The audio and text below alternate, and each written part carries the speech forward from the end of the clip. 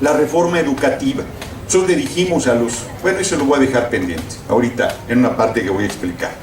Entonces, es muy fuerte el negocio que quiere entregar Peña Nieto. Es una palanca de desarrollo muy importante para el país. Un dato que no les he dado dentro del gran número de datos que les estoy dando: el 99% de las reservas del Banco de México, de los dólares del Banco de México, salen de petróleos mexicanos. Es suicida entregar petróleos mexicanos. Es una irresponsabilidad dar la riqueza natural más importante que tenemos al capital extranjero. Porque ahora permítanme algo de historia. Las transnacionales ya estuvieron en México, estuvieron de finales del siglo XIX, como ya lo dije, a 1938. Porfirio Díaz les dio concesiones, no pagaban nada, les dio el suelo y el subsuelo violando nuestra ley. Todos los países del mundo el subsuelo es de la nación. El agua, los minerales, el petróleo, la riqueza del subsuelo es de la nación, a excepción de Estados Unidos. Porfirio Díaz entregó todo a las petroleras, el suelo y el subsuelo. No pagaban impuestos de producción, no pagaban impuestos de exportación, no pagaban impuestos de importación, no pagaban nada. Vino la revolución, ganó Madero contra todos los pronósticos. Junio de 1912 el presidente Madero dice que paguen 2 centavos por tonelada de petróleo exportado. 2 centavos. Y dicen las petroleras: es excesivo, es confiscatorio, vamos a quebrar. Y no solo no lo pagan, sino 6 meses después de esto el presidente Madero es depuesto por un golpe de Estado y asesinado junto con el vicepresidente Pino Suárez. Esos son capaces las transnacionales que quiere traer Enrique Peña Nieto a México nuevamente. Vuelve la revolución, gana la revolución, se va a la guerra civil, ganan los constitucionalistas y se da el constituyente del 17, que hay gente que piensa que se hizo una nueva constitución y no, se hizo una reforma de la constitución de 1857. Bueno, el constituyente del 17 creó 4 artículos fundamentales que son los que le dan cuerpo a la Constitución, que son intocables a menos que haya otra revolución o una contrarrevolución que convoque un constituyente y que rompa el pacto económico, político y social que es la Constitución de los Estados Unidos mexicanos. Es lo que nos da sentido e identidad nacional. ¿Cuáles son esos artículos que hoy están hechos pedazos? El tercero constitucional: educación pública, laica y gratuita, y laica la privada. Eso decía la Constitución. Hoy no hay una sola escuela pública del país que sea gratuita. Una, no hay. Todas cobran cuotas. Y si permitimos la reforma educativa, peor va a ser. Porque una cosa que se me estaba olvidando: hay gente que piensa, antes de continuar con esta parte de la historia, que Pemex no le da nada. Ya di unas cifras impresionantes y hay gente que dice: uy, pues sí es un montón de dinero, pero yo de eso no recibo nada. A mí Pemex no me da nada. Por mí que se lo lleve la tía de las muchachas. Se equivoca. 40% del presupuesto del municipio de Puerto Vallarta, que está quebrado, sale de Pemex. O sea, imagínense este municipio quebrado y luego le quitas el 40% de Pemex. No, pues ya, eso no va a funcionar. 40% del presupuesto del estado de Jalisco sale de Pemex. 40% del presupuesto de la educación pública sale de Pemex. Como van a entregar Pemex, entonces ya liquidaron los derechos del magisterio, le llaman reforma educativa, y yo pregunto: ¿cuál reforma educativa? Todos hemos ido a escuelas públicas, o la mayoría, o por lo menos han pasado o visitado una escuela pública. ¿Cómo están las escuelas públicas del país? Tú llegas al baño de una escuela pública y se te van las ganas de entrar al baño. O sea, apenas te acercas a la puerta. Acabo de estar en un municipio, Cozolapa, de Oaxaca, es súper caluroso. Tenía unos ventiladorcitos pedorros, yo no sé, aquí tienen aire acondicionado las escuelas públicas seguramente, ¿no? O sea, alguna, ¿no? La mayoría tendrá un pinche ventilador pedorro ahí, ¿no? Que además no puso la Secretaría de Educación Pública, sino los padres se cooperaron para poner. O sea, y dicen que están preocupados. Hay comedores en las escuelas públicas, los niños pueden desayunar, almorzar, comer, merendar. Están haciendo visco a la hora de la clase, no les entra la O por lo redondo, porque 90% de la población es pobre. 90% de la población es pobre, no hay becas, no hay ninguna preocupación por la educación. Entonces, esto del tercero constitucional se lo han liquidado, y lo del Estado laico está fatal. Quieren, por ejemplo, en la Universidad de Guadalajara, de 7 a 8 de la mañana dar clases de catecismo, y de 10 a 11 quieren explicar el misterio de la Santísima Trinidad, que no pueden explicar porque es misterio. O sea, es el colmo del absurdo, es un despropósito lo que quieren hacer. Quieren volver al siglo XIX. Eso no se debe tolerar. El 130 el Estado laico ni les platico, y el 123 hace un año justo convocamos a la gente a parar la reforma laboral. Nadie nos hizo caso, un puñado. Los jóvenes decían, no nos va a pasar nada, no, si es para ellos. Bueno, el magisterio le decíamos, oigan, los van a madrear. No, nosotros tenemos un contrato colectivo y un sindicato muy fuerte. Ah, qué bueno que tenían un contrato colectivo muy fuerte. Ahí están luchando en este momento. Van sobre los trabajadores universitarios, van sobre los trabajadores del Seguro Social, van sobre los del ISSSTE, van sobre todos los que tengan contrato colectivo. Han liquidado los derechos laborales de la gente. Legalizaron el outsourcing famoso, que yo les digo a los que no saben inglés, que outsourcing quiere decir te vamos a joder, porque se trata de que la gente no tenga aguinaldo, no tenga vacaciones, no tenga pensión, no tenga jubilación, no tenga nada, no tenga ningún derecho, ¿no? Y ahora el 27 constitucional. Ahora quieren, ya dijeron que las playas se le puede vender a los extranjeros. Ya quieren entregar el petróleo, ya entregaron los minerales, quieren entregar todo lo que los revolucionarios de 1917 rescataron para la nación. El artículo 27 fue tan importante que las transnacionales petroleras dijeron que no lo reconocían, que era espurio, que el petróleo era de ellas y no de los mexicanos. Y nos llevó 21 años hacer valer ese artículo. De 1917 a 1938 nunca valió el artículo 27. Carranza, que tenía muchos defectos, menos el de no ser nacionalista, no lo pudo hacer valer. Llega Obregón. Obregón nadie va a decir que era un hombre débil. Obregón es el general más brillante de la revolución. No perdió ni una batalla. Perdió un brazo, pero no perdió ni una batalla. Era un hombre muy bragado, muy firme. Bueno, pues eran periodos de 4 años. 3 años no lo reconoció el gobierno de Estados Unidos por presión de las petroleras. Promovieron inclusive invasiones militares, fomentaron grupos armados en contra de los gobiernos de Carranza, de Obregón y de muchos más, y lo obligaron a firmar los acuerdos de Bucareli, que decían que el artículo 27 no era retroactivo, dicho en otras palabras, que el petróleo no era nuestro, que era de las petroleras. De ese tamaño son las transnacionales del petróleo, y si doblaron a un presidente como Obregón, imagínense lo que pueden hacer con Peña Nieto. O sea, no hay punto de comparación entre Obregón y Peña Nieto. Bueno, a Calles también lo doblaron, hasta que llega el general Cárdenas. Y yo no me voy a alargar en esa parte, solo les diré 2 cosas. Les voy a contar una anécdota que muestra de cuerpo completo al general Cárdenas, que dice Peña Nieto que está imitando. General Cárdenas expropia a las transnacionales después de que las petroleras se negaron a acatar el fallo de la Junta Federal de Conciliación y Arbitraje y el fallo de la Suprema Corte, que decía que sí procedía un contrato colectivo que el Sindicato de Trabajadores Petroleros estaba exigiendo. Cuando se niegan, el general expropia, dice no pueden desacatar una decisión del máximo tribunal del país, y le pide a su secretario de Relaciones Exteriores, Eduardo Ay, que vaya a hablar con el embajador de Estados Unidos y le da esta instrucción. Está documentado en la historia. Le dice, ve y dile al embajador de Estados Unidos que la expropiación petrolera no tiene marcha atrás, que es una decisión en firme.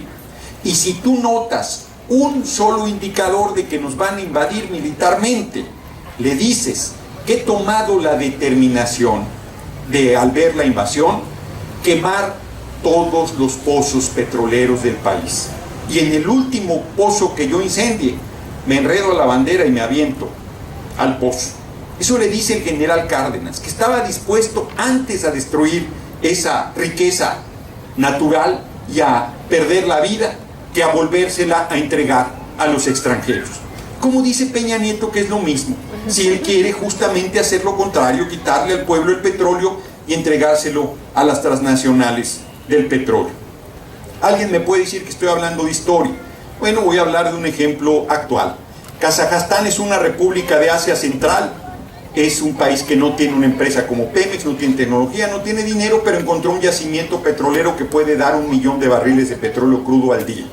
Se asoció con las transnacionales del petróleo. De cada 100 barriles, ¿cuántos para Kazajstán y cuántos para las petroleras?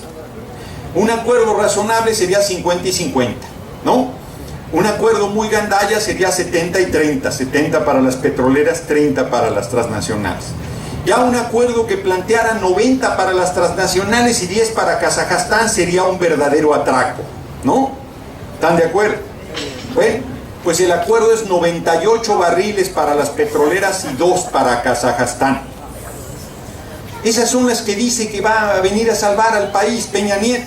¿Cómo se le ocurre? Yo le digo a la gente que volver a traer a las petroleras es como llevar al zorro a cuidar el gallinero. Es como traer a la Policía Federal a cuidar las casas de los mexicanos.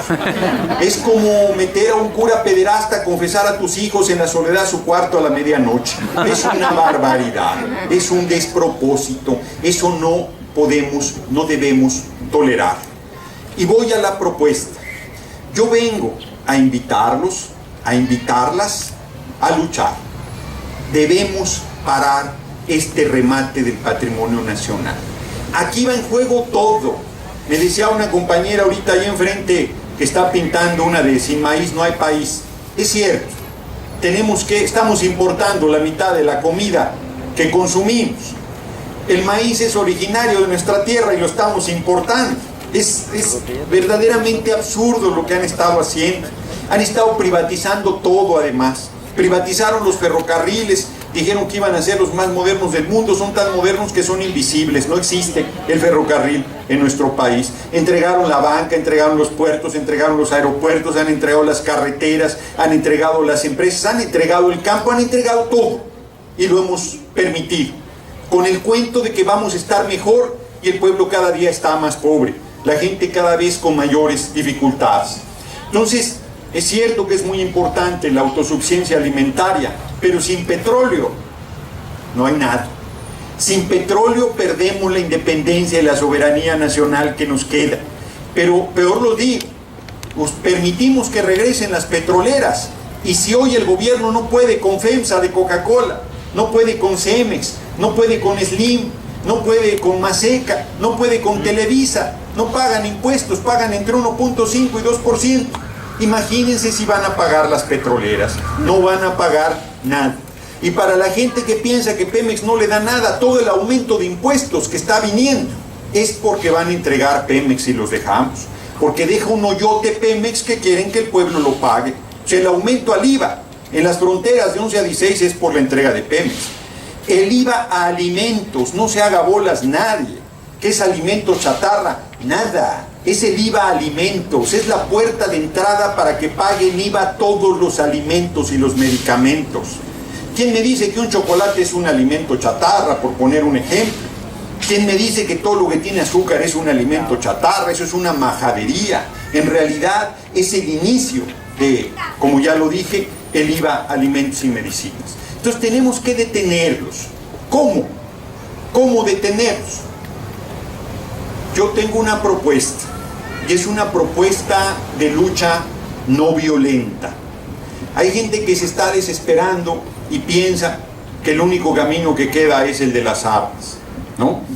Y yo le digo que ese es un camino de mucho dolor y sacrificio, pero además muchas veces hay bravuconería. Aquí vamos a abrir el micrófono a preguntas, siempre lo hago en todos lados. Y estaba yo en Coatzacoalcos y un hombre se para y me dice: Gerardo, el único camino que queda es el de las armas. Y cuando a mí me tocó contestar, le dije: compañero, te estoy observando, traes como 150 kilos encima. Yo creo que vas a tener que bajar como 80 para echar chingazos en la sierra, porque no te vas a mover con esa humanidad, ¿no? O sea, me explico. Es así como, no, o hay quien se enoja conmigo y me dice: no, es que debe ser el camino de las armas. Y entonces yo le digo: adelante, compañero, muéstrenos el camino. No tú. Ah, qué bonito, le digo. ¿Quieres que se haga la voluntad de Dios en los bueyes de tu compadre? Pues no. O sea, si tú crees en eso, pues adelante, compañero. No me quieras a mí plantear algo que yo no estoy proponiendo. Pero además es un camino de mucho dolor, de mucho sacrificio. Quien más la paga es el pueblo. La última movimiento armado exitoso fue la revolución de 1910. 10 años de lucha, 10 años. 2 millones de muertos, casi el 20% de la población. Es un camino largo, difícil, doloroso. Y además, como cualquier camino, no tiene ninguna garantía de éxito. Pero además ellos son profesionales de la violencia. Es ahí donde está su fuerza. Nuestra fuerza está en el número. ¿Cómo puede ser que un puñado de canallas pueda más que 117 millones de mexicanos? ¿Cómo puede ser? Es más, díganme el nombre de una sola autoridad, un solo político que tenga un cargo público en este momento y que ustedes respeten. Uno. Sí me pueden decir alguno, pero díganme uno. O sea, el alcalde de Puerto Vallarta estoy seguro que no lo respeta, ¿no? El gobernador de Jalisco estoy seguro que no lo respeta. Si alguien me dice que respeta a Peña Nieto, lo llevamos a de análisis en chinga, porque no está entendiendo nada, ¿no? Entonces, ¿qué les quiero decir? Lo que les quiero decir es que cómo puede esa gente que nosotros inclusive la consideramos menor, cómo puede estar manejando nuestras vidas, cómo puede estar decidiendo nuestros destinos, si no es que nosotros lo estamos permitiendo, lo estamos tolerando, lo estamos compartiendo. Entonces lo que yo les propongo de camino para cambiar las cosas es la desobediencia civil. ¿Qué es eso? Yo les digo parar todo para que todo se mueva. Que el 20 de noviembre, esa es la propuesta, el 20 de noviembre paremos todo, no vayamos a trabajar, no vayamos a la escuela, no vayamos de compras, no veamos televisión. Yo creo que no hay que hacerlo solo un día, yo creo que hay que hacerlo en un momento dado, el número de días que sea necesario, 5, 10, no aguanta un gobierno parar todo, ese tiempo. Es un poder enorme que la gente tiene y no se da cuenta, le da miedo ejercerlo.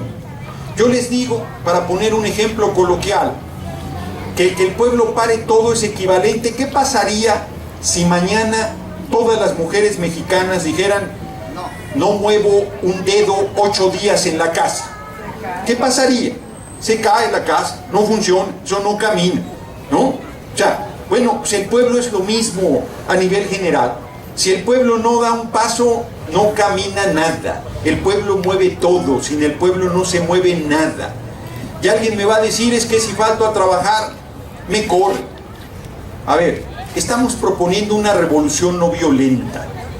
Estamos planteando un esfuerzo, un riesgo, pero es un riesgo muy menor. O sea, ¿qué pasa si te corren de un empleo pedorro? Pues consigues otro empleo pedorro, de esos hay.